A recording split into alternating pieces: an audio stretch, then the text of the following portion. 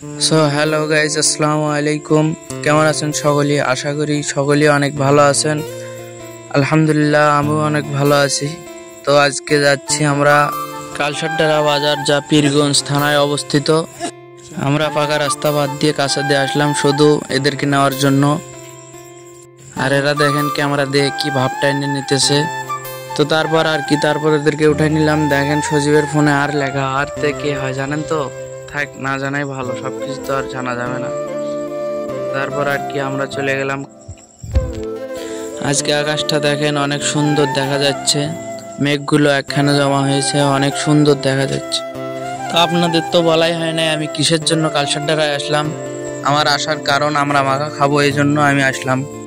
আমরা মাখা খাওয়ার জন্য। তো আমাদের গ্রামের আশপাশে কোনো আমরার গাছ নেই, এই জন্য আসলাম। তো দেখেন বাদরের মতো আমি একাই গাছে চড়ে গেছি। গাছে দেখেন কত আমরা, মনে হচ্ছে যে এগুলো আমার জন্যই হয়েছে। আমরা পারতে গিয়ে আমরার ডাল সহকারে ভেঙে গেছে। তো যাই হোক, এখন যাচ্ছি সজীবের বাসায়, কারণ সজীবের বাসায় যাচ্ছি পেয়ারা না নিয়েই কি চলে যাব নাকি। আস্তে আস্তে দেখি সজীব পেয়ারা গাছ থেকে পেরে আমার জন্য রেডি করে রাখছে। আমার জন্য নয় তো, আমার ছোট ভাইয়ের জন্য। আমার ছোট ভাই বলতেছে যে শুধু পেয়ারা নেবে না, ওদের ডালিমের গাছ আছে, ডালিম নেবে, ডালিম না নিলে যাবে না। তারপর আমরা বাসার দিকে রওনা দিলাম। আস্তে আস্তে আমরা তো শুধু আমরাই খাইতেছি। আমরা ওগুলো অটোতে রাখলাম লুকিয়ে, কেউ যাতে দেখে না, দেখলে তো অনেকেই চাবে। দেখতে দেখতে আমরা বাসায় চলে আসলাম। বাসায় আসার পর আমরা ওগুলো কিন্তু আমরা এখনই খাবো না, আমরা মাখা খাবো আমরা রাত্রেবেলা, এই জন্য দেরি করলাম রাত্রেবেলা খাওয়ার জন্য।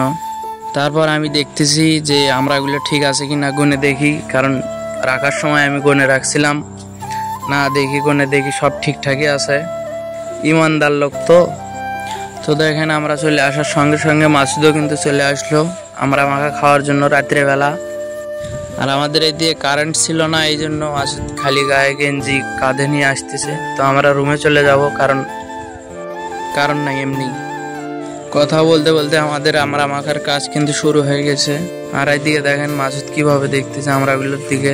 তো কারেন্ট চলে আসলো।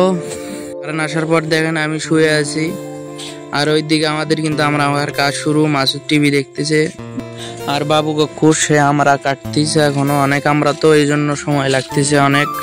এটা বাবু গক্কুর মেয়ে মোসাম্মদ আকিমনি আক্তার, এর জন্য সকলেই দোয়া করবেন।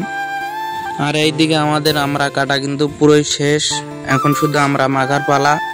তো শুট মরিচ আর লবণ নিয়ে আসলো, মরিচগুলো লবণের সাথে একসাথে মিক্সার করতেছে মাখার জন্য। এদিকে আমার তো আর জিউ আনতেছিল না, এই জন্য একটা নিয়ে খেলাম। খাওয়ার পর দেখি সরিষার তেল, খাঁটি সরিষার তেল দিতেছে। এগুলো দিলে নাকি আমরা মাখার আরো স্বাদ হবে। আমি বলি যে এমনই খাওয়া ভালো, অত কিছু দেওয়ার চেয়ে। 10 টাকার আমরা নিয়ে 60 টাকা খরচ। দেখতে দেখতে এদিকে আমরা মাখা পুরোই কমপ্লিট। আমি কয়েকটা পিক তুলে নিলাম, নেওয়ার পর লবণ কম হয়েছিল, আবার লবণ দিলাম পুনরায়। লবণ দেওয়ার পর দেখেন কেমন ভাবে মাখ। এইদিকে আমাদের পুরোটাই কিন্তু খাওয়া শেষ, এখন অল্প কিছু আছে। দেখতে দেখতে আমরা 4-5 জন ছিলাম, তো এই জন্য তাড়াতাড়ি শেষ হয়ে গেছে। খাওয়ার পর দেখেন মানুষ কত খারাপ, শুধু খাইতে আছে, আমাকে হাত দেয় না।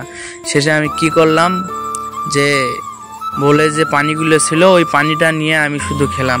ওই পানিটা পুরোটাই আমার পেটে, যে শেষে আমাকে খাইতে দিল না, এই জন্য আমি পুরোটাই খেলাম। যে ঝাল, ওইটা সব মরিচের ঝাল ওইটাতে ছিল। তো আমরা বাসায় চলে যাব। যেতে যেতে মাসুদ বলতেছে যে দেখো কত সুন্দর চাম্পুরা ধরছে। তাই আমি বললাম যে রাত্রেবেলা আর কিছু খাবো না, বাসায় চলে যাব। তো বাসায় চলে আসলাম। চলে আসার পর হালকা কিছু খেলাম। তো কেমন লাগলো ব্লগ ভিডিওটি সকলেই জানাবেন। আল্লাহ হাফেজ, বাই বাই।